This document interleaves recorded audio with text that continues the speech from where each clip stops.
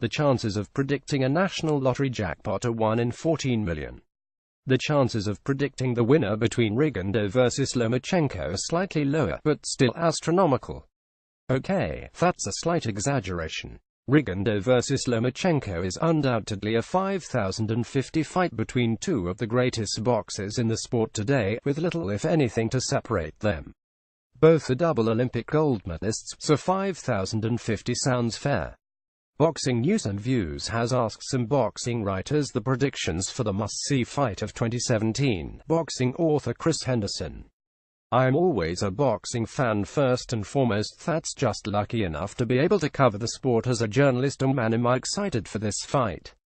This isn't a big PPV extravaganza like some, but it just may be the best fight boxing has seen in a long time. The technical skill these two pugilists bring to the ring here is possibly as good as it gets, and that's no exaggeration. I believe this will come down to which fighter can control the pace more so than anything else. Both guys have exceptional defense, but Lomachenko incorporates a lot more offense into his game plan, whereas Rigondeaux is more of a counterpuncher. The Ukrainian has been able to give most guys trouble through his movement, especially his step move, where he gets himself into position to tee off on his opponent without the fear of facing return fire. Rigondeaux, however, is exceptional at finding his opponent's rhythm and timing them to land crushing counters, and I expect him to do so here. How well Lomachenko deals with these counters will be the determining factor in whether he is able to maintain the higher output, or will this cause him to rethink things. I believe he does overcome a couple of good counters by the Cuban and pull out an unanimous decision victory on December 9th. Adam Gent. I think it will be a very close fight, but one where the scorecards go quite wide to Loma, which will cause some grumbles, simply due to winning lots of rounds by a very small margin. Simply because when you have two elite technicians operating at the top of the game, it is easier for judges to find reasons to score towards the more active and aggressive fighter. There is the size advantage to Loma, and he is the one with the big money future.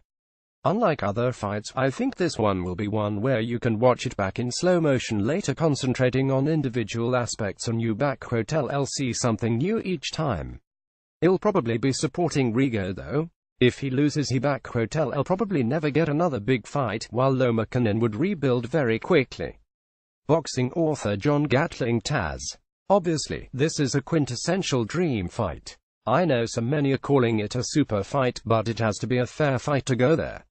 It's like an upgraded Neo against a retro Agent Smith. Still very intriguing, fascinating even, but I think it goes from compelling to savage after 5 or 6 rounds.